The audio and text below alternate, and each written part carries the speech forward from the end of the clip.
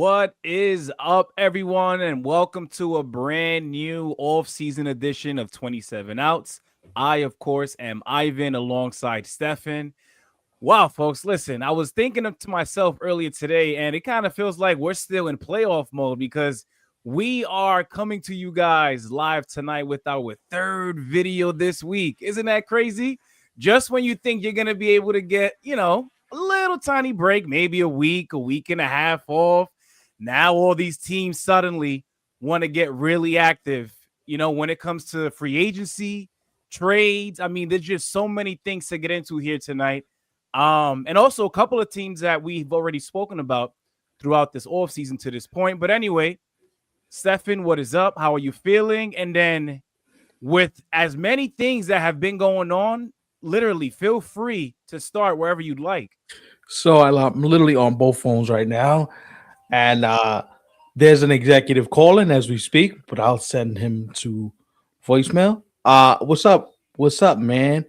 I am good. Very busy though. Very, very busy though. Will tell you that yesterday and today made me realize we had to do this because there's no way we can let a whole weekend pass by without jumping into half of the stuff. Right. Listen, man. When I tell you there's more to come, there might be more to come during this very show, which is why if you saw me looking down, I have both phones out right now. Like both of them are fully charged up. I've been on the phone all day. There's gonna be it's been insane. I literally have not I left my room to take a shower, do some other stuff, but I have not literally left this desk since about I want to say 10:30 this morning. Damn. Oh yeah, we are.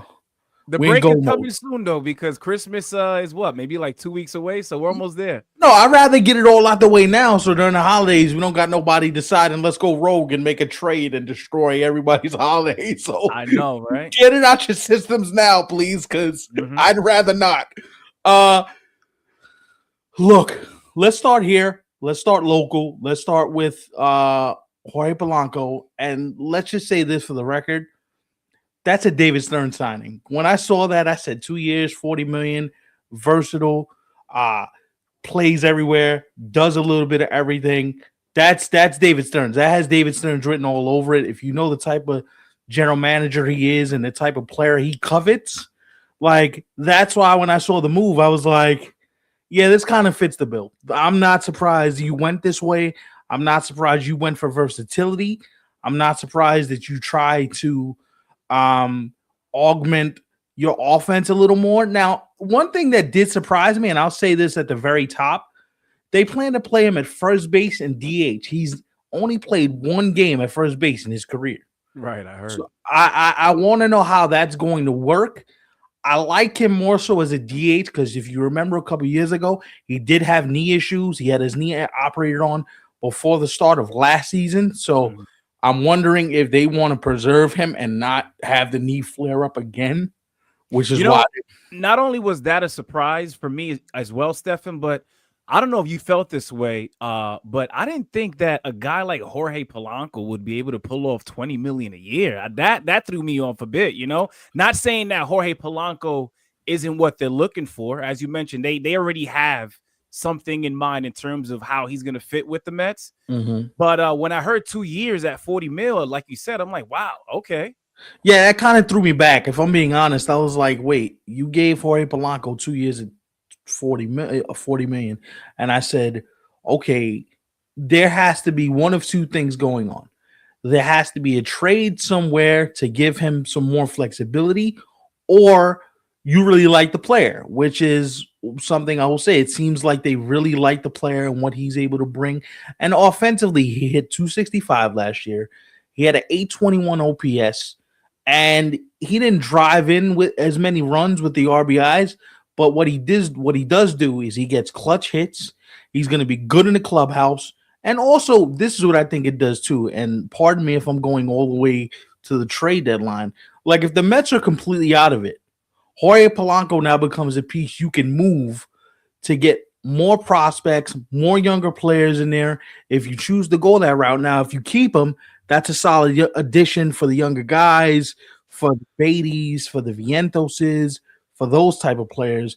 But two things popped in my mind. One, it's a good veteran presence to have, and two, this feels like a very tradable contract at some point if he continues to produce at the level he has been, at least for the last year. Yeah, I agree because the good thing about Jorge Polanco, especially when you look at the way he performed for the Mariners deep into the playoffs, as we know, right? They went all the way to the ALCS against the Blue Jays. But if the Mets, as you mentioned, are in a position where, and listen, I know there's still a lot of time and players that are still available for David Stearns and Steve Cohen to prove not only to baseball, but more specifically to the fan base, right? What next season is going to look like. But I agree, Stefan. If there is a chance here with the Mets actually not being a contender, or at least just within reach of a playoff spot, I could see how trading a guy like Jorge Polanco could now benefit a team that is in contention. So, like, I don't know where this goes, but I also think this is the one thing that came to mind too. That's a great point by you. I think the reason why you bring in a guy like Jorge Polanco is because he's a culture changer. He's a veteran ball player. He can show the younger guys, hey, I was just in the championship series last year. This is how you have to go about it. This is how you have to prepare your mind, prepare your body, get ready to play on a nightly basis, even when you don't feel like being out there. Like, veteran guys are good to have, and I expect the Mets to get a few more guys. And the one thing I will say is that you do start to see the idea of what David Stearns wants to build, right? Like, I heard from somebody today who said, I wonder if David Stearns, he takes a gamble on a guy like Luis Robert or a Ramon Laureano, who are athletic outfielders who can provide you with the kind of range, the kind of depth in the outfield where your club becomes better defensively. Because the one thing we have heard from David Stearns is, again, to use that word, run prevention, right? We use that phrase a lot with the Mets, and it feels like those two players in particular. Now, I know Robert has injury history. I get it, which is why I'd be reluctant to do that if I was the Mets. But we do know that he's connected to the Mets in some form or fashion. There is a level of, let's see what this would look like if we were able to get a trade off. The reason why I don't see that happening is because the White Sox want the Mets to take on the majority of the contract. Now, it is only $20 million, but I don't know if David Stearns is gonna want to take on that level of money. But that's just giving you an idea of what they're looking for. They're Right. looking for guys who fit a particular mold. So my best guess is that we see more trades from the Mets. We see a few more signings as well. Right. And I wonder if they get in on the Brendan Donovan stuff. I know Brendan Donovan's been connected to the Royals, the Yankees, the Astros like him. I wonder if the Mets now circle back, try to get into those sweepstakes, because now your infield defense becomes a little sharper. You got another left-handed bat with some power, and he's another guy that if you're out of it, depending on what you want to do, you can flip him and get some value back. But I like where David Stearns' mindset is in terms of the type of player he's looking to acquire. Do you like at least this first step? I mean, obviously Devin Williams already happened first, but do you like this after the aftermath, after the building came crashing down? I mean, that's what it felt like for Mets fans, right? So after the smoke is cleared from the demolition, right? I kind of get the sense that David Stearns has an idea of what he wants to do, right? Like, and he wants to be a little bit more athletic. He wants to give you a little bit more baseball IQ. He wants to make sure we're shoring up your base running mistakes. It's a smart move. It's a smart move. And so what I will say is, let's see what's next. Let's not hand out any executive of the usual year awards just yet. And let's see what's next, because here's what I will tell you. I'm gonna mention it, right? The Padres and the Mets have talked. I was reading something about that earlier. Yeah, They've talked, but I saved my thoughts for here because I want to be very careful when I say they've talked. They've had conversations, But if I'd be lying to you if I said anything was close, anything was imminent, anything was on the doorstep of happening, because it's not. Right? Like, I don't see where trading your depth of starting pitching to acquire a reliever and a guy like Ramon Laureano. And listen, Mason Miller is a great reliever, right? Jeremiah Estrada throws very hard. I get why there will be some level of fascination with him. But if I'm sitting here being honest, that trade makes no sense to me from the Mets side of things. If you were to do something, what makes sense to me now would be, you know what? If you're gonna go all in. Mhm. Do it for a uh schoolboy.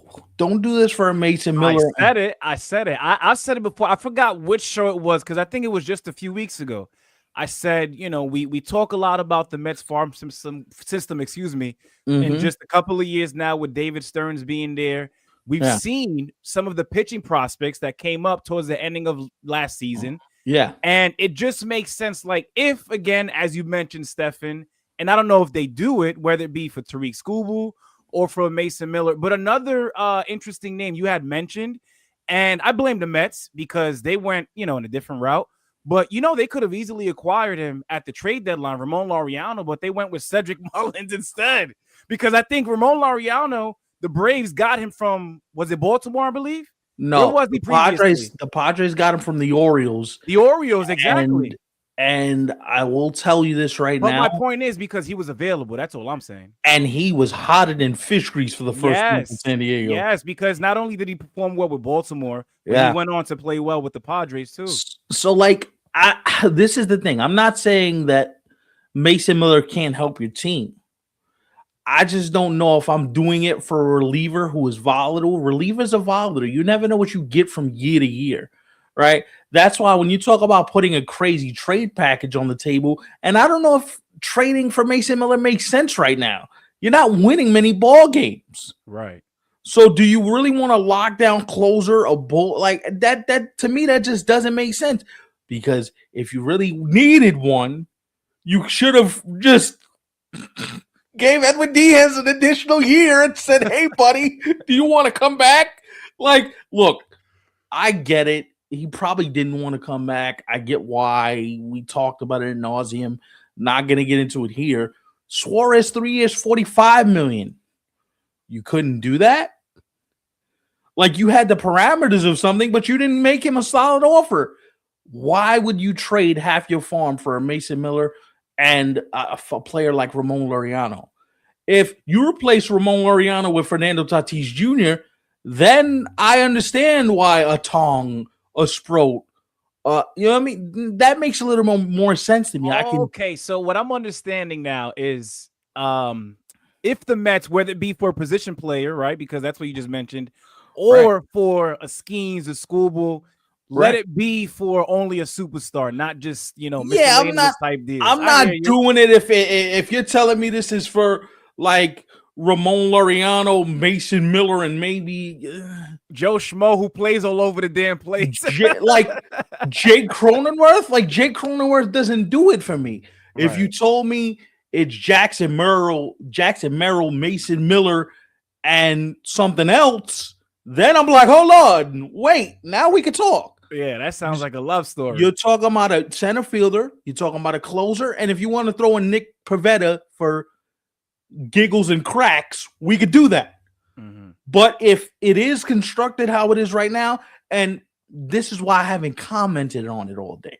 I've seen everybody, oh, the Mets and Padres are in discussions, and, blah, blah, blah. And I'm like, are y'all for real? Are you for real? Now, I do not believe that AJ Preller won't trade Mason Miller because I brought it up, on the last show that could be something that they do, Yeah, we put it out as a clip earlier today. right? Like, and that's why I would say that maybe if Mason Miller is going to be traded, you do it for something that is meaningful. Like for example, one place I could see Mason Miller that hasn't been. Or, if you are going to be a team in this case like the Mets, who is trying to land a Mason Miller, make sure you get something else in return, not just Mason Miller alone. And that's no disrespect to Mason Miller. He's a hell of a closer. I mean, Okay. easily one of the best, but something just broke. We are now looking at the Mariners and Giants being the front runners for Brendan Donovan, and a trade could happen soon. Cardinals are exploring possibilities of multiple prospects in return. So you said the Mariners and the Giants? Mariners and Giants. Yo, Mariners, jump on that, man. I mean, it's funny you say that because we were just talking about Jorge Polanco, who's now with the Mets.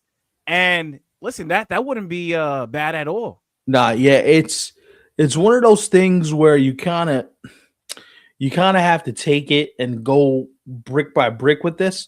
The reason why I say the Mariners make sense is because that would help them, right? Yeah. You just lost Polanco. You replace him with another left-handed contact, a little bit more pop in the bat. Like, that makes sense to me, right? Like, a guy like Brendan Donovan makes sense to me. Like, again, we mentioned the Giants are now involved. The Mariners are involved. The Astros have had contact. I know the Yankees like him a lot. I wonder if the Mets get in there at some point. I wonder. I just wonder if the Mets get in there at some point just to say, hey, we really want to do this, right? Just to augment your infield defense a little more. And one thing I will say is his name is not heavy yet, but there is trade interest in Jeff McNeil. Like, I think Jeff McNeil is going to draw a lot of interest, especially from contenders who know what he brings. Contact, solid defender, can play all over the place, is a little older, but gives that versatility that teams are looking for. And one team that I heard connected to him was the Tigers. And I said, that makes sense. That makes sense because the Tigers are looking for that veteran, leadoff hitter. Glaber's bad at second. You could just DH Glaber, put McNeil at second. There's a bunch of places you can go with him. And so I think they signed Kenley Jansen, right? Yes. So yeah. The Tigers have been active. They made 2 bullpen acquisitions. They brought back their own guy a couple days ago. I'm blanking on the brother's name. Don't know why. But they brought back their own guy, and now today they gave Kenley a 1-year deal for $11 million. And Kenley seems like if we're in it, he's a good veteran arm to have. Yeah, I don't think he's terrible at all for his age, especially. I mean, he was good for a very long time. So yeah, the fact that he could still do what he does now, yeah. I mean, credit to Detroit for taking a chance, And listen, a guy like that, if it doesn't work and you're not in it, and like a rebuild's on the horizon because KC takes off. By the way, what a sneaky trade by the Royals a couple hours ago. I think they finessed the Brewers, bro. I was looking at who the Royals got in return. You got a quality reliever, right? In Nick Mears, who they acquired from the Brewers. Yep. And then you have Isaac Collins. Right, the Isaac outfielder. Collins, yeah. And the OPS was like close to 800. I was like, ooh, Royals. Listen, it's funny we're talking about the Royals and Mr. Streck is not here, man. Come on now. I'm gonna tell you, this Central's gonna be more competitive this year than I think people think. And the one thing I will tell you is, like, I love a front office like the Royals because they told you, listen, we're looking for 2 outfielders and we're looking for 2 left-handed bats. What did we get? 2 outfielders, 2 left-handed bats. I just like the way that they do business. They move very, very stealth. They don't take long. They don't tell you what they're gonna do. Like, they're just also looking to keep their guys early on, right? Like Bobby Witt, they gave him that a couple years back. Miguel Garcia just got extended, yeah. Right. They saw the breakout season that he had now in 2025 for them, and they said, hold on now. Before the price goes any higher, take this back now, please. And listen, if you really want to think about it, right? It's so the deal is for $57.5 million over 5 years, but there's a 6th year that if you get the 6th year exercised, it's 6 years, $85 million. So he can make some significant money. Listen, the Royals are doing what the Royals do. By the way, that back end of that bullpen now looks nasty.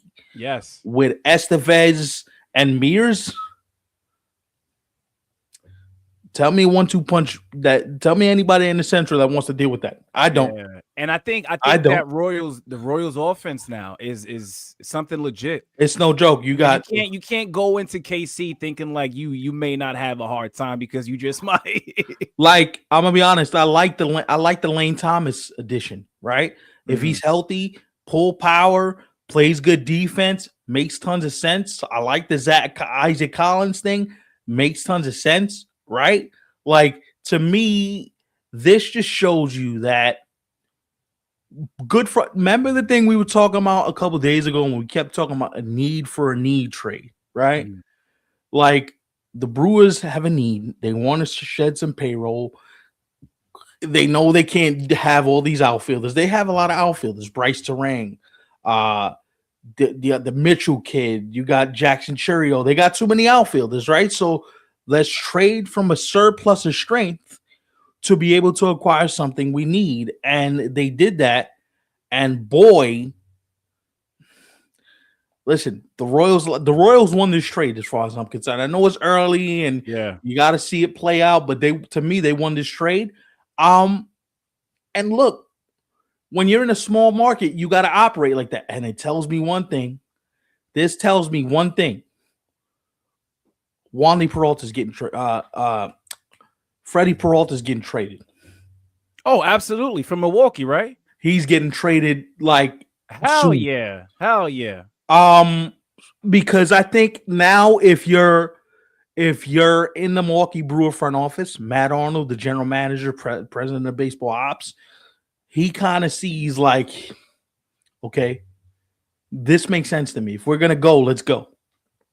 I mean, listen, if you're a Brewers fan, it has to be tough, man. Just going down the list of arms that they have given up over the past few seasons. Yeah. How do you continue to go to their ball games? How do you continue to watch their games? Like you mentioned, Freddie Peralta is most likely going to be moved, right? No doubt. They moved so many: Devin Williams, Corbin Burns, Josh Hader. Like, yo, that's a deep list. So, but you got to understand, like market size plays a factor in this. No, I absolutely know why they do it. But if I were a Brewers fan, yo, that's like heartbreak every like year and a half, 2 years.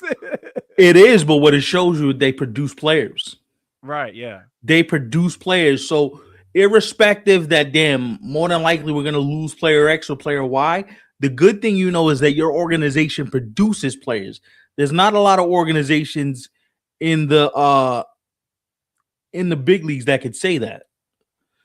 So I just think that it makes sense if we're sitting here talking about, producing players at a high clip, right? I think they do it at a very good level, though, I would say, because we talk about guys that they move on from, yet look at the season that they had this past, in 2025.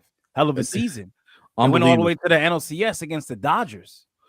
I got to throw this comment up here real quick. By the way, what's up, guys? We're going to get to all the comments, but this person's new, I'm assuming, right? I haven't seen this. Hey, how's it going? Maya Quez. Haven't heard this name before. Miakami to the Mets. You like that. You know what? I don't hate it. If the deal's reasonable, I don't hate it.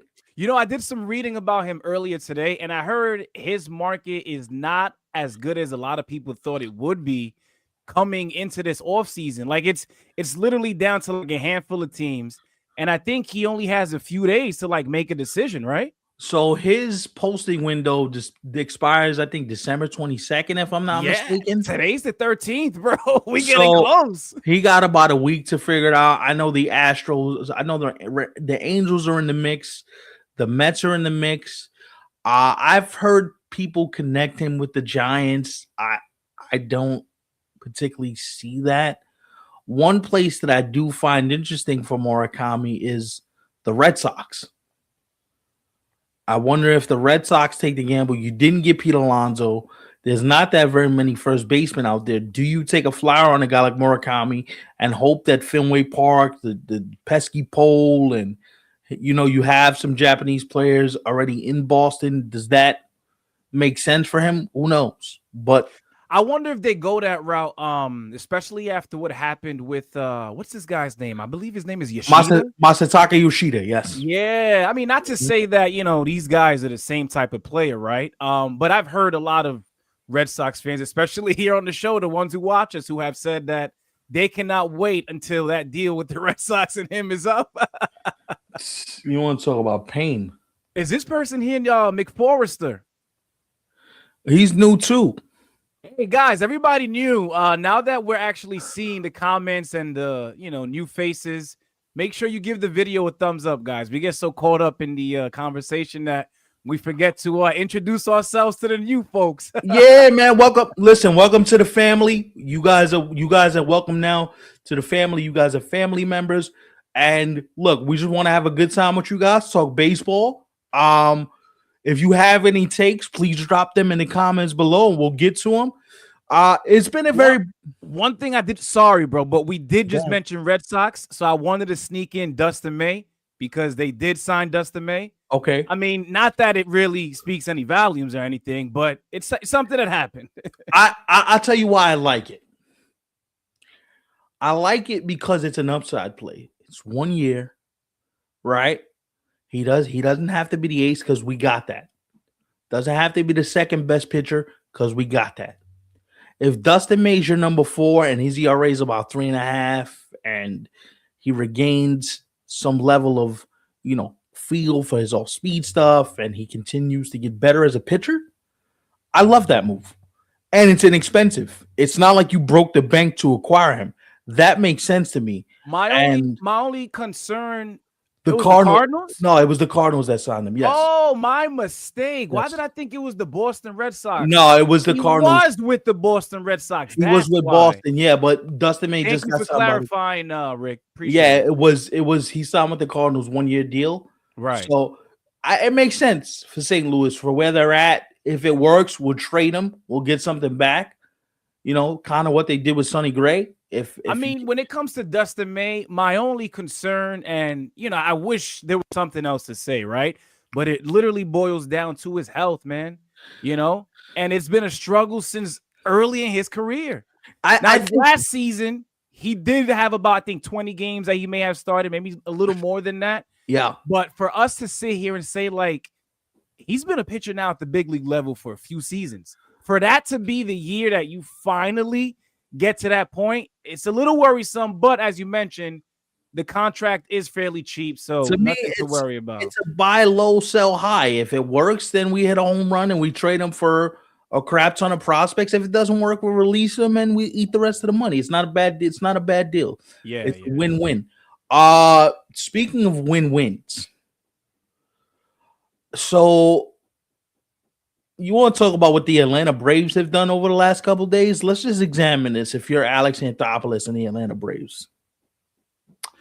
Because to me, I think the Braves have put together a few good days. Mike Yastrzemski the other night to be in their outfield. And then you go out and get Robert Suarez. Robert Suarez and Raisel Iglesias are, to me, that's a sneaky back end of the bullpen.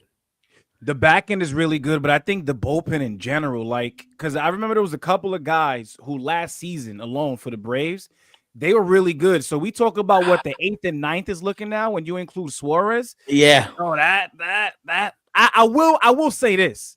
They certainly have the best bullpen, at least in the National League East, that's for sure. Best bullpen in that division. Right now, I think you're right.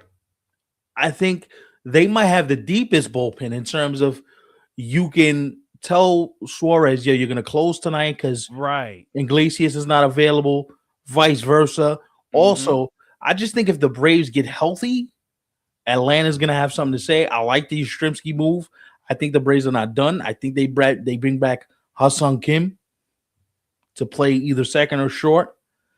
And I could see Atlanta making a trade at some point. For a third baseman or for an infielder. I could see Alex Anthopoulos being fairly aggressive, trying to shore up the rest of his team. I will say this. I think when you look at Atlanta, you kind of got to say that this is the last run for them because Acuna's getting up in age. I mean, he's still young, but he's not, younger like he used to be. Matt I've been saying this for a while, and I'm not going to stop until he actually does it, but he has to change his playing style, bro. Mm-hmm. You got to start. And it sounds ridiculous having to say this, about some of these guys, but when you look at their style of play and you see the injuries, in this case, in Acuna, ACL injuries, I think he's had it more than Two, once, right? two. Two. You Mhm. got to change. I mean, listen, Two. those types of injuries could happen doing damn near anything, right? But when you look at how he plays, you Yeah, got to tone it down a bit, bro, especially yeah. on the bases. So like that's why I think they did the Yastrzemski stuff. All right. That's why I still think they're in the market for an outfielder. What it looks like, I don't know, but I think they're in the market for an outfielder. And so this is where I think Alex Anthopoulos has to think about, hey, what makes sense for me right now? And the one thing I will tell you is this guy's always swinging big, even when he's not able to pull big things off. He's always thinking big picture. Yo, what can I do to improve the team? So I could see him circling to the Twins and go, listen, is Byron Buxton really off the table? Because if he isn't, he's from Georgia. He's a local kid. What would it be? What would it take to bring Byron Buxton to Atlanta? Because Byron Buxton with that lineup in Atlanta, if he's healthy, that takes them from about here to about here, right? Man, could you imagine? Could you imagine Byron Buxton and Acuna just running like animals in the outfield, And shagging fly balls? and you know what? And I would put Buxton in a corner spot, save his legs, and keep Michael Harris in center field. Right. It's like having two cheetahs out there in the outfield. That would be insane. If you telling me that outfield is Byron Buxton, Michael Harris the third, and Ronald Acuna Jr. Boy, That might be the most, I wouldn't say the best, but that is easily the most athletic outfield. Easily. one of By far. them boys in Boston got something to say about that with Rafaela and Roman Anthony and Right, I feel you. Yeah. yeah. But it's up there. It's up there. I remember when the Red Sox, now overall it wasn't too crazy, but defensively, I remember when it was Jackie Bradley, Mookie Betts, and who else was it? Was it Alex Verdugo? Was it another player who was out there in the outfield? I mean, they used to literally catch every single thing at one point. They did, yeah. No, they did. And the thing with them is like the one thing you need in Fenway Park is range. Like range has to be at the forefront of everything you do. And so I think if you're Boston, you want to get better up the middle, which brings me to my point. I think JT Realmuto is going to be a Red Sox. I like that. I'll give you the figures, actually. I think it's 2 years. I'd say 2 years, anywhere between 18 to 20 million. 2 years, 2 years, 40. That makes sense to me. So you think at this point he's definitely, or are you leaning more towards him leaving Philly at this point? From what I'm seeing and hearing and reading, yes. Right. Because, like, yeah, Schwarber was your priority, right? Like, it's very rare that you're going to, do you want to back it up twice? Now, what JT means to the room and to the pitching staff cannot be questioned.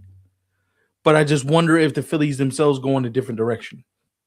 Wow. Just a thought. So, I mean, who then becomes their catcher, right? Like, that's my follow-up question. I mean, the thing I'll say is that, listen, Dave Dombrowski is a very loyal guy. So if there's a way to bring JT Realmuto back, he's going to try and figure out what that way is. However, I'd be wrong. I'd be lying to you if I said I don't think that it's gonna be possible, because I think also JT might want to explore different options, and he might want to do different things depending on, what his wife may want, where they want to live, like all that plays a factor in which we don't know any of that yet. And he's getting up there in age too, so he might be wanting to settle down somewhere. And this is why I'm going to tell you something right now. I think if it were me, if I'm the Red Sox, I'm calling about, and you're going to think I'm crazy, but I would call about Adley Rutschman. Wow. Yeah. Really? Yeah. I mean, you got to give the O's a shot, right? With what they're going into 2026 with. At least, not saying that it can't happen, because I know you, and I always give you credit for this. You do speak a lot of these types of deals in terms of teams getting rid of a guy who you may not think sooner, Mhm. especially when you compare it to mainstream media. Mhm. But they always got to give it a shot at first, bro. I mean, before that even becomes a thing. Even if people are calling right now, you got to So run it with this group of guys first. yeah, so if it's not JT Realmuto, then who in Philadelphia? I think I think the Phillies want to go from within. Now they have I think one of their top prospects is a catcher. Mhm. So they might want to see what that looks like. I think they want to go with a younger guy at that position. Now, granted, he won't be JT Realmuto. And I don't have a specific name for you. That's the thing. Like, I wonder if Dave Dombrowski finds a rabbit and says, yo, what does this mean if we're able to do XYZ? You know what I'm saying? Like, I don't have a name, but I do think they move on from each other just because I think JT Realmuto could get a better deal somewhere else. But also, too, if you're Philly, this is very interesting, too. Now, Romuto, he's been with Philly for some time now, right? It's For, been a few seasons. yeah. How does the pitching staff react to that, right? Are you still That's able to get, what a Christopher Sanchez did this past season? Are you mhm. still able to get the best out of a Zach Wheeler? Not Yeah. to say that these guys aren't performers, themselves, Mhm. but I think having a guy like JT behind the plate kind of It matters. means it means everything. I'm just saying I don't necessarily believe that they're at the point where they want to give any more money to JT Realmuto. Yeah, yeah. Like we gave you that one extension, 5 years, 115 million. Do we want to double down? Don't know. Like we can like the Schwarber's gonna be 38 at the end of that contract. How old is JT now? 35? He's got to be like entering 35, his right? late 30s, I think. So it's Yeah. like if he's 35, do we want to double down on the idea that we want to pay a catcher till he's 37, 38 years old? Yeah, he'll be 35 actually in March. That's tough. Mm-hmm. Sox fan, what up? What happened? You don't want to be known as a Sox fan anymore? You changed your name here? Quality 1986. What's good, bro? What's going on, brother? So I don't know. I mean, ultimately, Rick says that the Phillies don't have any top catching. Well, then, look, I do think that this marriage is going to end at some point. I just do. I just think because here's the thing: if you wanted to bring him back and it's a 2-year deal, I mean, he probably takes it if that's all he has. He probably has better offers somewhere. Where I don't know.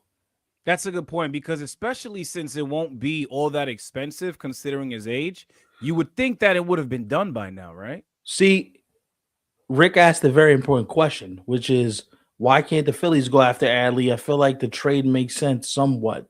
It does, but the reason why I'm putting Adley on the Red Sox is because I think the Red Sox have the kind of prospects where Jalen Durant trading for Adley Rutschman is a little easier for them. True. Yeah. Like if you put Jaron Duran in a deal going back to Baltimore, because the Red Sox have 3 center fielders already. Cedar Rafael is a center fielder. Roman Anthony's a center fielder. Willa Abreu and Wright is no joke either. So, like, where does Jaron Duran fit? That's why I think the Red Sox and the Orioles kind of have this. Hey, man, you're looking for one? We got one. Let's need for a need thing. Don't care about in division stuff. It means nothing to me.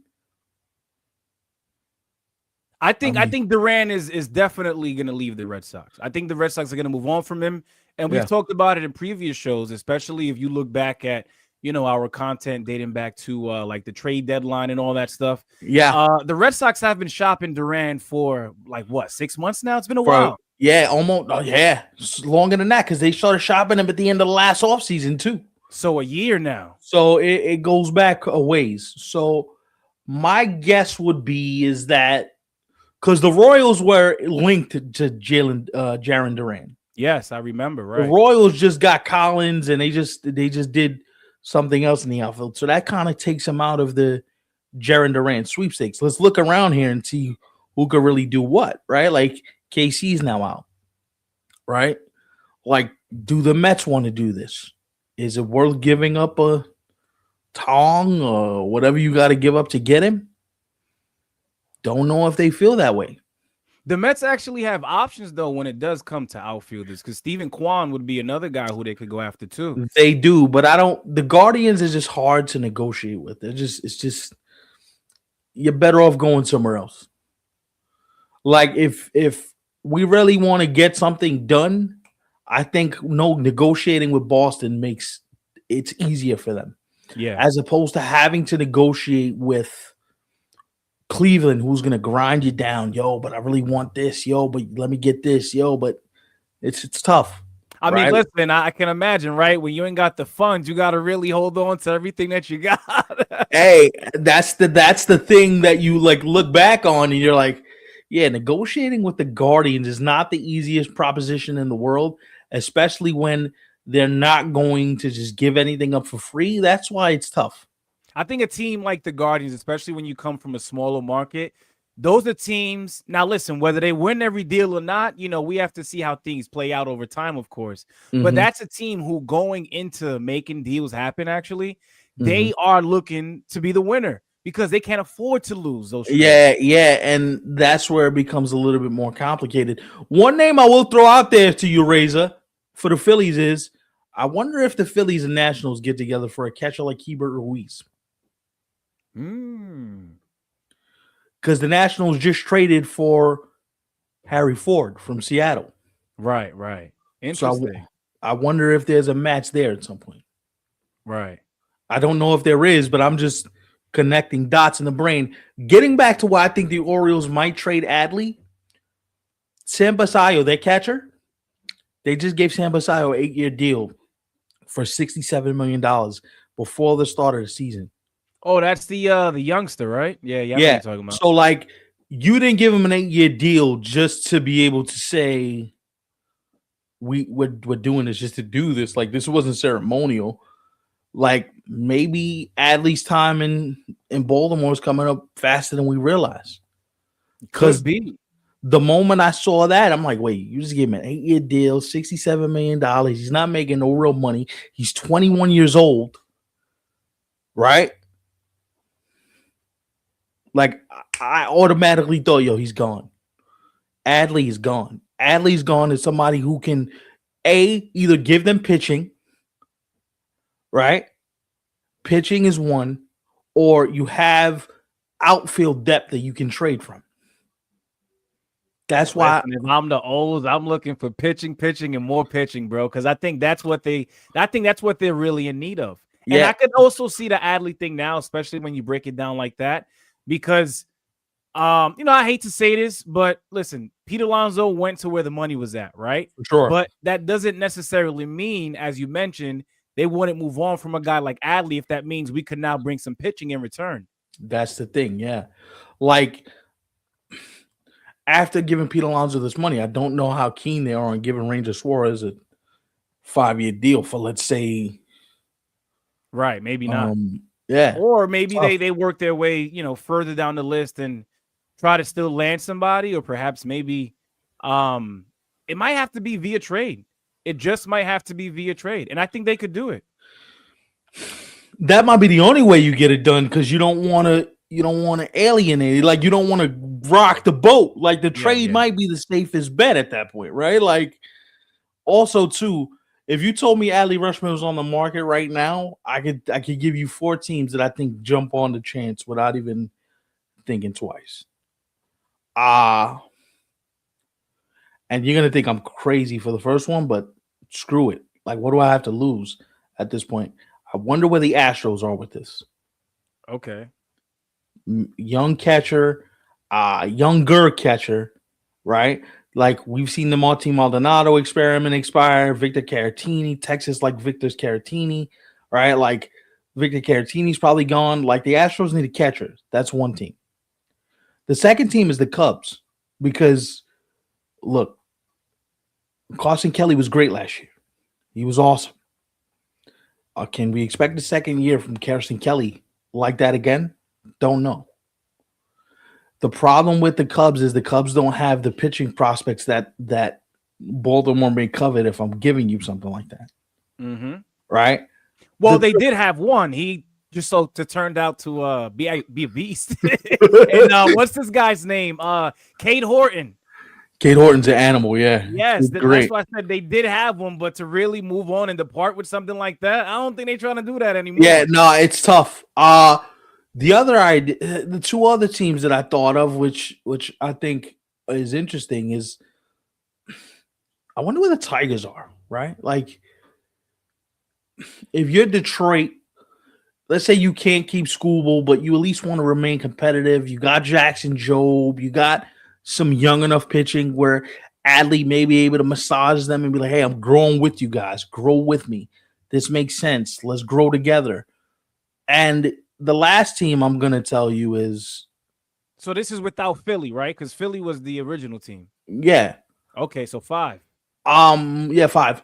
And the last team is as you can tell, I've been like playing with this in my brain, right? Like Right. I've had enough time to think about it. And I don't know if they do it either, but it'll be fun to think about. Like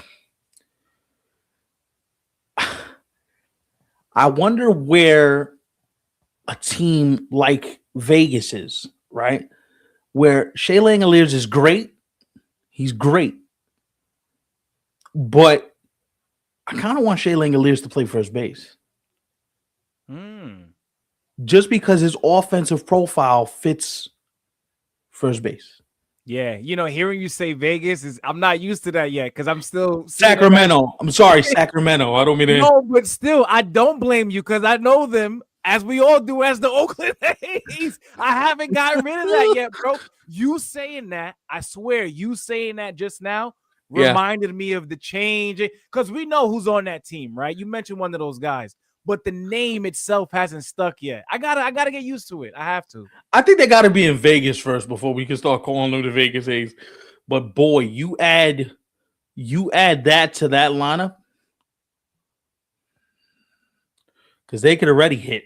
They can, yeah. Boy. Yeah. I wish Major League Baseball would freaking get them to spend some money on some pitching over there because then we would really get the party started in the American League West. Yeah. Because that lineup, you look at that lineup from top to bottom, you're talking about Nick Kurtz, you're talking about Jacob Wilson, Denzel Clark. Listen, when you have 2 guys finish in the top 3 for rookie of the year, you're doing something right. Your team is a problem, and I say that in a good way. Yeah. No, you're doing something right. Like they're the type. Like it would be crazy good if they traded for Wandy Peralta. And Freddie Peralta, excuse Freddie, me. yes, Freddie. That's if Freddie Peralta goes to Sacramento, it's 1 year, $8 million. 1 year, $8 million. Take a shot. The Astros are weak. The Angels are in purgatory for the rest of purgatory. Take a shot. It's unfortunate because now that we're talking about the A's here, earlier tonight we were talking about Mason Miller. Like, damn, could you imagine if he had stayed there, over the next couple of seasons with those young guys they have in that lineup? Boy, no, it would have been. It's crazy. I mean, we won't be able to see it happen anymore, but all right. So can we get some serious with some Mason Miller trades? Can we get serious? Because I got a few. I mean, we still got other deals as well that went down too. But go ahead. Okay, no, but I'll take a second. Mm-hmm. You know where to me Mason Miller fits perfectly? I like to see Mason Miller in Seattle. Oh, wow. So, I mean, with his stuff, he becomes the closer, right? Not to make it sound like Andres Munoz can't do the job, but I mean, you have a 1A and a 1B. Does it really matter? Pick your poison.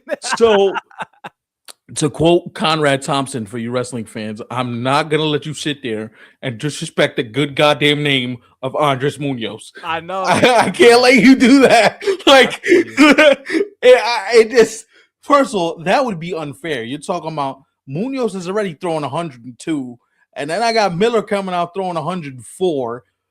Boy, that would be insane. Right. That would remind me of having Edwin Diaz there all over again because remember, he started his career with the Mariners. Yeah. Craziness.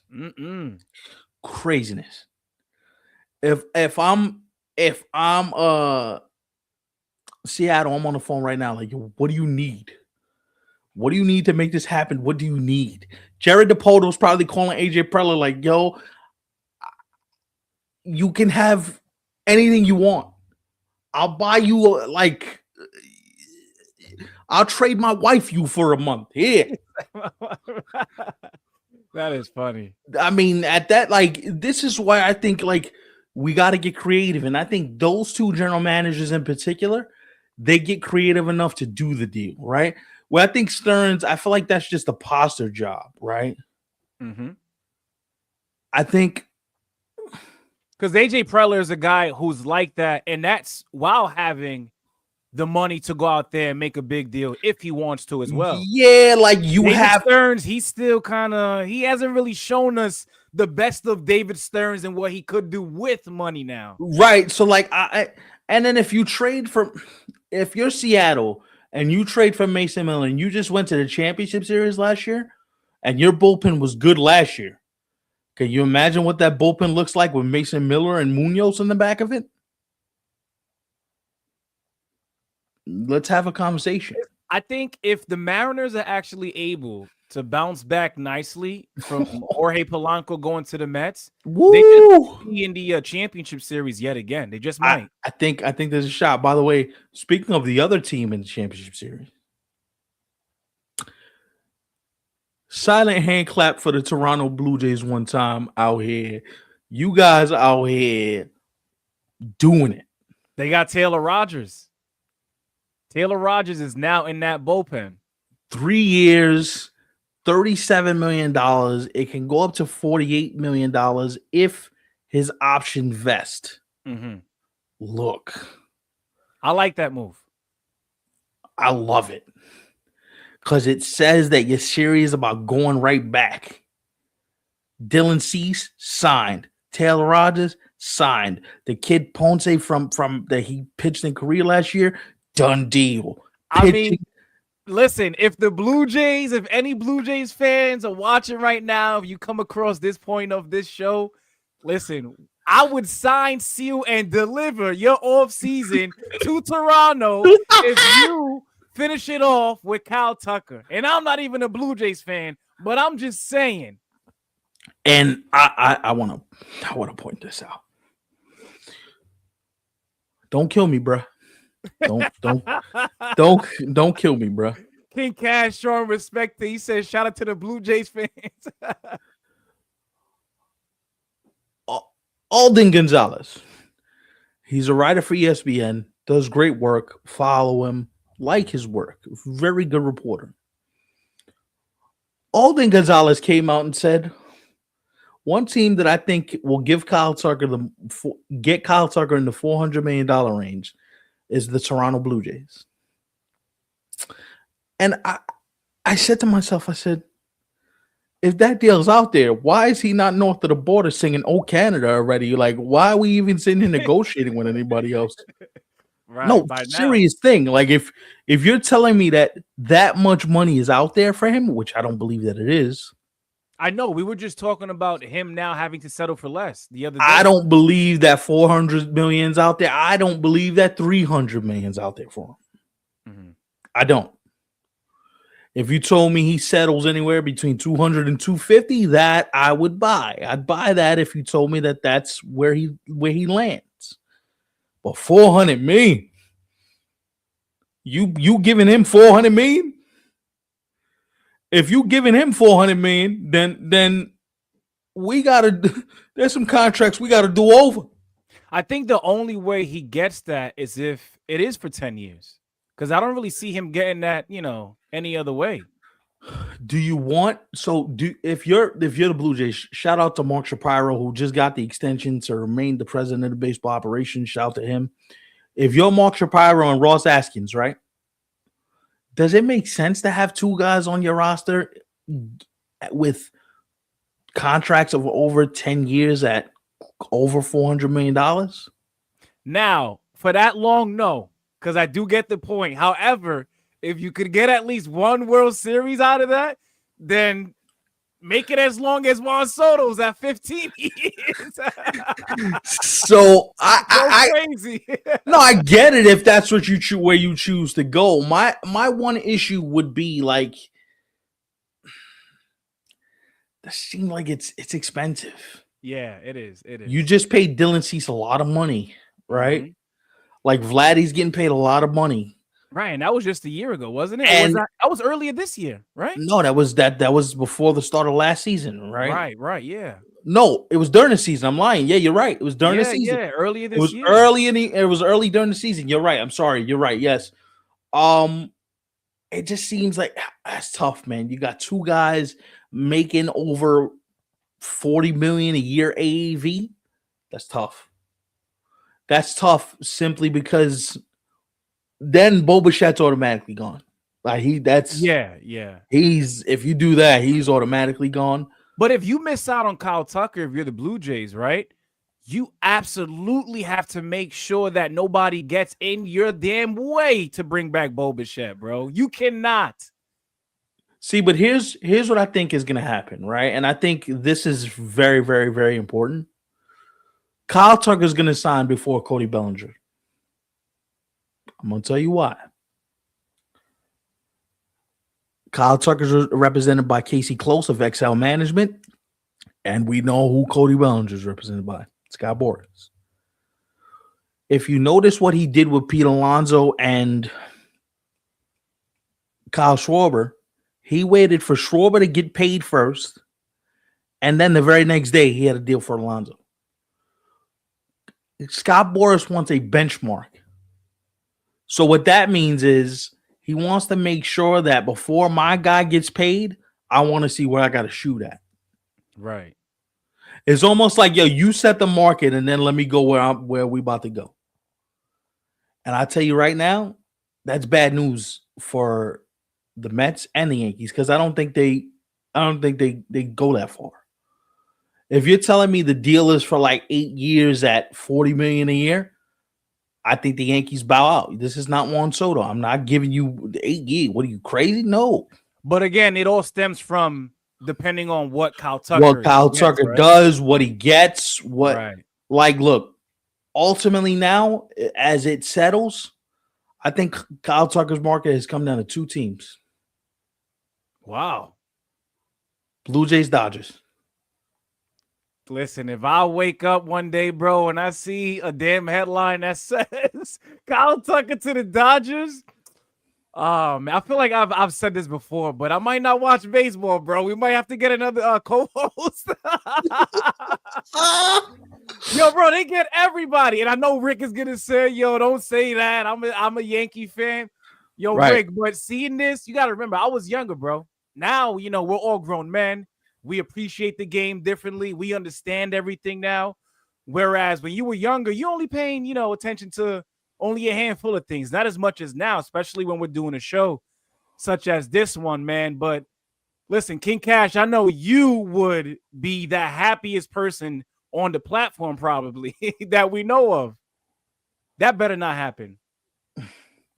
So I don't think it happens, but I think at some point, I think you have to at least consider the possibility that there's going to be something done here, right? Like there's something is going to get done. The Dodgers are going to do something else. Like it's not just going to be let's Timmy Trumpets this thing all the way through. We're going to do something else. And bro, honestly, man, I'm sorry, but because we're actually talking about this, and I'm not mad about that, right? But listening to you speak about it, I'm afraid it could be realistic. It is realistic. It is because Andrew Friedman, the president of baseball operations, after the Edwin Diaz press conference yesterday said, listen, we still got moves we want to make, but we got to be patient. We got to let the market play out. We got to let, things materialize. He's very shrewd. Never going to tell you what he's thinking. Never. Like, here's what I think he does, right? I think he's going to trade Tyler Glasnow somewhere. The money you use to get off of Tyler Glasnow is going to be the money you spend, or some of the money you spend on Kyle Tucker. That would be smart, though, because when Glasnow signed there, I originally had thought that he had signed for a little too much. It was an overpay at the time. I mean, of course, it benefits him, but in the case of the Dodgers, They don't care. They won a championship with him. Now we can move on from him because we got what we needed from him. We got a chip. true. Disregard my point then, because like I said, I was just saying that myself about the Blue Jays. If they go the distance for Kyle Tucker, You know what I'm saying? So if you're telling me that Tyler Glasnow is available, I think a few teams might do that. Yeah, I think teams are gonna want that regardless. Like I'm gonna be honest, like I think the Orioles take a shot. The Orioles are so desperate for pitching that if you told the Orioles, listen, Tyler Glasnow is available and he's available, what would you want? What move can we do to get something finalized? I think the Orioles are in a perfect position to do this. And he's also familiar with the division too. Yeah, I think that makes sense because one, what you're gonna pay Suarez, what you're gonna pay some of these top end starters, he's already under contract. He's not making that much money. I think he's making like $25 million a year. For that talent, him making $25 million a year, that makes sense. Now, there are going to be some detractors who say, isn't he just like a Grayson Rodriguez? He can't stay healthy. You know, how do we know he's going to get on the field? How do we know he's going to be productive? I get your point. Just the talent enough is tantalizing enough where you just say, yeah, you know what? Let's take a shot. Let's take a shot. I would do it. It's worth the risk. But in you doing that, though, you backdoor the chance that Kyle Tucker ends up a Dodger because they just freed up some money. Right? It's a very like they're playing 3D chess while everybody else is playing checkers. Oh, I want to move the chessboard here. I want to move here. And they're like, yo, bro, I seen what you were gonna do like 4 moves ahead, dog. I'm past the point of like even caring about what you do at this point. So, right. Listen, if you're the Blue Jays, that's the one thing you got to stop. The one thing you got to stop is Kyle Tucker ending up in Los Angeles. So you might have to go places you didn't want to go. Because that might be again next year. It might be us and them. It just might be. I can't have y'all. No. Now we playing like the Cold War games out here. I don't want no. I mean, listen, I think right now, and I know some of these teams haven't really done much yet. You know, we still got to see what some of these other teams have to do, especially in the American League. But I think in the American League, it just might come down to the Blue Jays and the Mariners again, bro. I think you're right. I think so. I look at every other team. Tigers, no. Guardians, no. Red Sox still need. I still think they need. They got to figure out what they're gonna do. Is it Bregman? Is it Ketel Marte?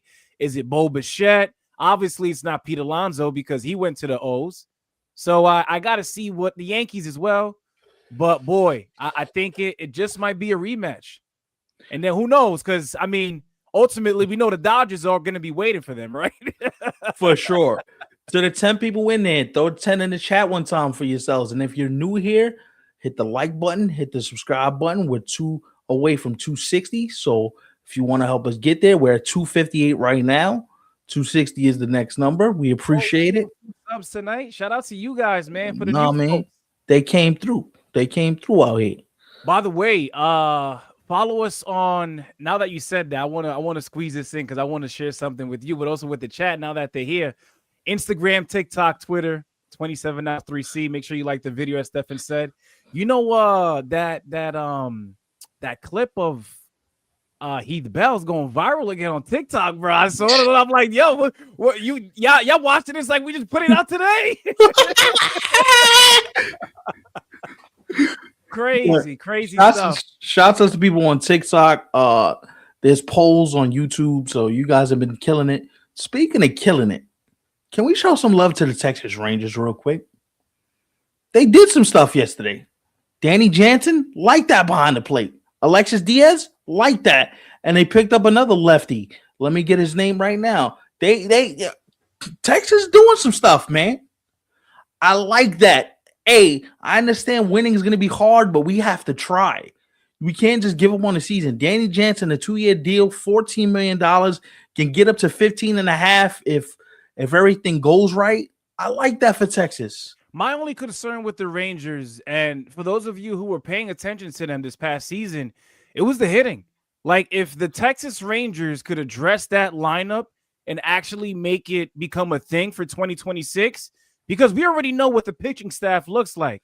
They did a hell of a job this season, by the way. And I remember at one point we had some people who would watch us and say, yo, I think they have a shot. And the lineup never figured out, like, what the hell they wanted to do. It never got going, right? It never got going. I think the key just got stuck and the ignition just wasn't a thing. The key, forget about it. The car didn't even want to budge, brother. Forget about start. For real. But aside from that, when I look at the Rangers as a team overall, I certainly want to see how they address that lineup. And who knows, because I also know they're trying to shed some money, right? Hence why they did the deal for Nimmo. They got a bat. You shed some money getting rid of Simeon. But at the same time, you hear all these rumors about Corey Seager, and you wonder if even that's going to be a thing too. So, listen, I put it to bed earlier on, but it's popping up again. And usually when a rumor pops up again, there's something to it. By the way, the other pitcher they acquired is Taylor Alexander. Okay. So he's a lefty they acquired, but they've done some stuff, man. And if you're a Ranger fan, listen, Seattle, we already know that to me they're the class of the American League West. But if you can get behind or above the Astros, you now put yourself in position where it's like, okay, let's go fight. Right. Let's make it happen. That's true. I mean, and look, do I think they do it? That remains to be seen. But Chris Young, he's an aggressive GM. He wants to make moves. He's not going to stop till he gets the right move. And the one thing I will say, like you mentioned, Corey Seager, there's been a lot of big names thrown out there, and I think when you start to get these big names thrown out there, I think the industry is starting to realize, like, anybody's tradable. If Rafael Devers could get traded with 8 years left on his contract and the money he had left, anybody's movable. That's true. Whether it's Seager, whether it's whoever you got, Simeon, Texas traded. Everybody is movable. Nimmo got traded. Nimmo had still years left on his deal, right? Like, so as much as we say, oh, it's too expensive, like, it can happen. If whether or not we think it's going to happen, that's another point. But you at least see these executives like, hey, man, if player X got traded, why can't we trade player Y for something substantive too? Mm-hmm. You know what I'm saying? It's a very what I like to call buy and sell trade market. I kind of look at it like the stock market, where a stock is kind of taking a dip, so you sell low on the stock because it's bad. And then another team buys a stock hoping to revitalize it, get more out of it, get a bang for their buck before the stock completely craters. I know I'm using stock terms, but that's kind of what it feels like. I feel like all these GMs are like on this trading floor going, you want him? I got this. Right. So, what's one deal that I wasn't a big fan of that the Rangers did make? The move to get Jock Peterson. That didn't really look too good for them this past season. He looked really bad. For them and him. He looked old. Yeah, like the way he performed this past season, like that's how you end up out the league. That's how you end up settling for minor league deals only. Seriously. That's how you end up in Korea. And then having to come back because, listen, some guys do that, right? They start here, go over there, they become MVPs, Cy Youngs, whatever the hell they call it. That's how you come right back for a second shot. That's how you end up in Japan, Korea. Listen, not too much on Japan now, because Japan is where they really create them dudes nowadays. By the way, speaking of Japan, there's a Murakami is not the only name. Like Tetsuya Imai, the pitcher. It's funny you mentioned him. What's his deal with all these shots towards the Dodgers? Nah, I don't want to play with them. I want to beat them. Then they asked him about Edwin Diaz, and he's like, oh, that's an even better reason to beat them more now. Yo, stop asking him about the Dodgers.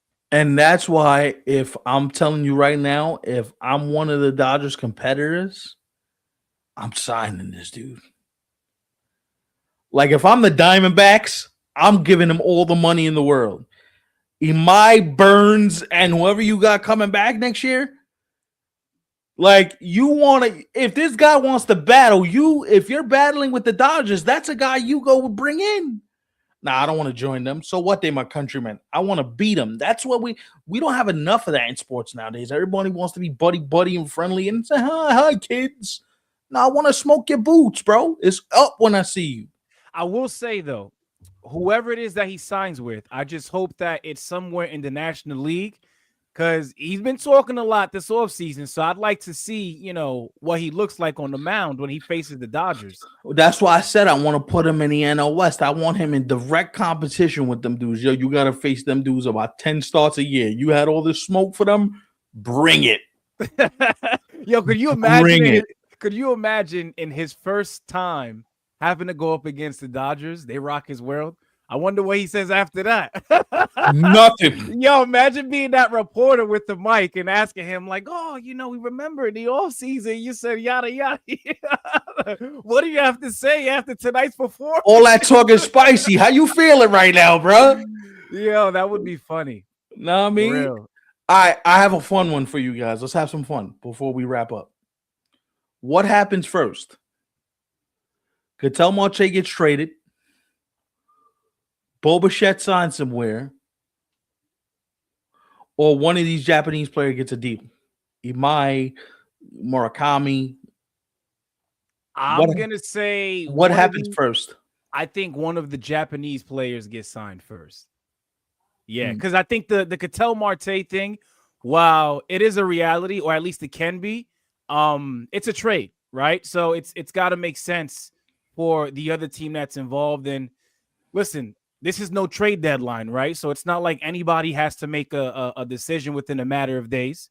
There's still a lot of time. And then in the case of a Bo Bichette, that could also happen. But I think he has, some interesting suitors that, he might be testing the waters. So we'll see. So Armand makes a good point here. I'm going to share this.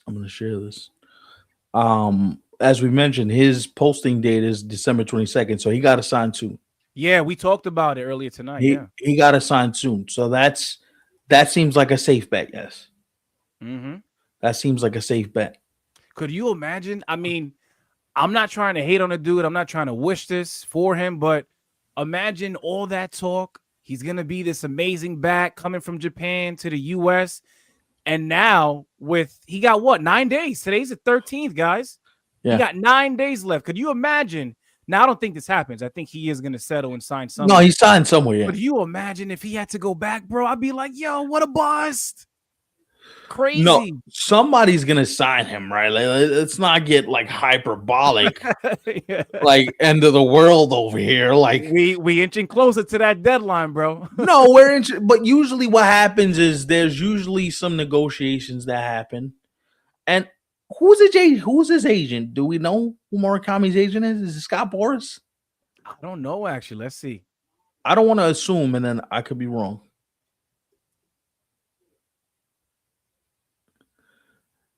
Rick with the great comment here. It seems like waiting until the last minute. They do. That's true. Yeah, especially when there's a deadline, they kind of like waiting. If you can't find it, it's all good, bro. But I just think that he's gonna settle somewhere. Is he gonna settle where we all thought? No. Like, because everybody had him. Oh, he's a CAA guy. Okay. He's CAA, which may help him because they may not want to wait to the final second. But if his agent is Casey Close, all his attention is on Kyle Tucker right now. So I wonder if he's just like, okay, we see the deadline coming up. We got some stuff happening. Let me try and get this brother signed somewhere and see what makes sense. And obviously it didn't happen, but I actually thought that, when the chatter was happening, we heard the rumors about how somebody had seen him at the Toronto Blue Jays training facility. I had thought Kyle Tucker was damn near about to sign like any minute after that. And boy, did that die down ever since, Not that they're not attached to each other still, but. Well, you want to hear something funny? He took a picture of himself. He's in Toronto. He was in Toronto a couple of days ago. Again? Yeah. Man, he's a Blue Jay, bro. And listen, if it happens, make sure you come back here, chat. Flip it up. tag us, and who knows, maybe free merch in the future. No, I feel the same way. Like I said, I think it's down to the Dodgers and Blue Jays for him. It's just a matter of who decides to back up the brick truck. But I think that's where he's going. I don't buy any of the smoke that the Yankees are going to jump in at the last. I don't buy it. I don't buy that the Giants are going to jump in. Don't buy it. Could buy the Orioles if the Orioles chose to do that. But after you just gave Pete Alonso all that money, don't buy it. Listen, whenever it happens, I gotta be honest, folks. As much as we enjoy coming here, listen, 3 times a week as we did this week, you start to feel that after some time. So let these brothers, take a break if they'd like, because I could use one. So he could use one. I was just about to say, he said he could use one. Hold on. I think Stefan hasn't properly slept well since November, maybe. Yeah, beginning of December. I've been on the phone every night till about 2:30 in the morning, so I'm hoping it settles because I would like to have a level of normalcy to my life. Rick with the agent breakdown. Murakami's Casey Close. Tetsuya Imai is Scott Boris. I can't say this name, but I'm going to Kazuma. Who's that last guy? Takashi 69? Who's that last name? Kona Takahashi, excuse me. I'm reading that wrong. That sounds like a wrestler in AEW. That sounds like the hot dog eating guy. Who is it? Kobayashi? Yeah, he got banned before, right? I forgot what he did. I don't know if he tried to run up one time, something crazy, but I believe he got banned. I don't know if the ban still exists. Nah, if you're from New York or if you know about the hot dog eating contest at Coney Island, he didn't get. I think he got re-entered. I think so. Right, I think he had to step away for some time though. They forced the dude. That's crazy, bro. Yeah, that is insane. Hey guys, shout to you guys, man. There's 11 people in here right now. Put an 11 in the chat for you guys one time. There's big time stuff. We appreciate it. Hit the like on the video. Subscribe to the channel. It goes a long way. It helps the algorithm out. I gotta be honest. Coming into tonight's show, guys, Stefan already knows this, but always looking forward to record, right? I'll never say otherwise because that's just the truth, right? But at the same time, I had a headache coming into tonight's show. But seeing as many as you guys, still watching us, seeing what you guys are saying in the chat, and just rocking with us, period, man. The past, I'd say from the moment the postseason began, so from October up until now, and of course leading up to the last couple of weeks here in December, y'all been doing the damn thing. Yeah, you guys have been showing up, engaging. As Stefan mentioned, we gained a couple of subs here tonight. So we're here to work, guys, but we can only do but so much with your help. So continue to help us. For sure. And we greatly appreciate it. And listen, the more viewers we get, we stay on longer, we answer your questions, it becomes more interactive. And Rick says Kobayashi was the Nathan's hot dog eating contest guy. That's the dude. That's the dude who I heard he's a little spicy, and they had to put him in his place. Oh man! Speaking of, before we go, you want to hear something that's I read this and I was like, "There's no way that could be true." Do you know on this date in 1999, Ken Griffey Jr. was almost traded to the Mets? Wow, that would have gone crazy. In 99? Yes. Wow. From the Mariners to the Mets, and he rejected the trade at the very last minute. Ken Griffey Jr. was about to be a Met. Did he ever say why he rejected, or didn't want to play in New York? He doesn't. Yeah, I was gonna say I've heard he doesn't really rock with New York, but I thought at first it was a Yankee thing only. So it's in general. It's just a New York thing. Okay. Because there's a trade. The trade package I saw was, for the time, it was crazy. Mm-hmm. It was crazy, and he was like, "Nah, I'm good." And I think a couple months later, he ended up in Cincinnati. Yeah, but he was almost a Met. He He really was should have stayed where he was at with the Mariners because that would have been he special. he was almost a Met, and A-Rod was almost a Met. Can you imagine if those two ended up together back in New York? Well, that would have been A-Rod's dream because A-Rod was a Met fan growing up. Yeah. Mm-hmm. Wow. What ifs, man? What ifs? A bunch. Yeah. Uh Speaking of what if, this show is not a what if. It happened. It's over. I had a blast. Thank you guys for tapping in.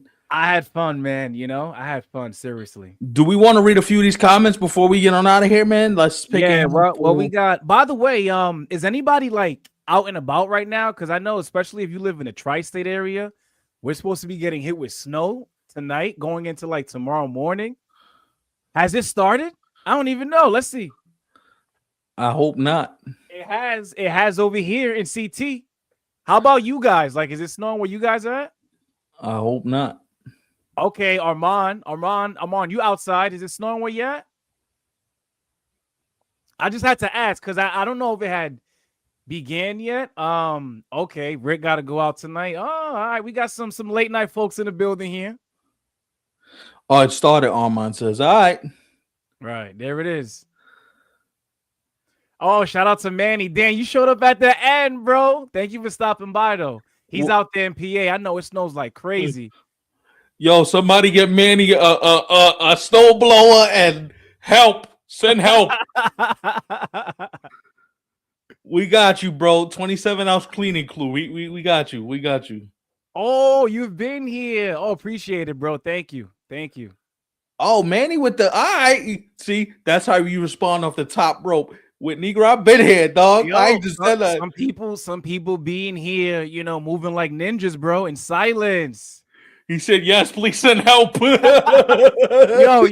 with you saying to send help, I hope we helped you over the past hour with everything that we talked about, By the way, man, be careful driving. Don't listen to us. Don't crash your car listening to us now, bro. Yo, Armand, you a real guy. He's out here giving us a play-by-play of what he's doing. Yo. First of all, it's snowing. You're driving. You're watching the show. What else you doing? Wasn't he at like a party the other day? Like, yo, I'm watching you guys. Armand, you a real one, bro. Oh man, you a real one, bro. But all right, we're gonna get to a few of these, man, and then we're okay. What's that, football? I think so. Oh, okay. Betting at the Freeman's will be nasty. Ray says, "What's up?" He says, "What's up?" Let's show it. Rick says Nationals are on to compete. Oh, D-Rails was in the building tonight. D-Rails, my fault, man. We didn't shout you out. Know what I mean? Astros need to trade Air Jordan like yesterday. At some point, yes, I agree. Orioles need pitching. The Phillies do have an extra ace spare. Maybe Nola. Damn, if the Phillies are lucky enough to be able to get off that contract, that is a win. That is a win automatically. But is Baltimore really that silly to kind of pull that off? I wouldn't. Seager or Cattell, who would you trade for? No, which contract would you trade for? Cattell, bro. Way cheaper. Bro, so, I could have 3 Cattell Martes for what Corey Seager signed up with the Rangers for. So I think Cattell's contract is 5 years, $100 million. Corey Seager's contract is 6 years, $186. Oh, we're talking about what's remaining. Okay, got you. I was thinking about Corey Seager overall and what he got. That's my fault. So $100 million for Cattell, 86 additional million. No, I'm good. No, but either way, you're right. Yeah, it's still I'm good on that. Yeah, for sure. Armand, be careful, man. He says he's in traffic. The rest of y'all have a wonderful evening, man. We ain't got to go home, but we got to get the hell up out of here. So peace, y'all.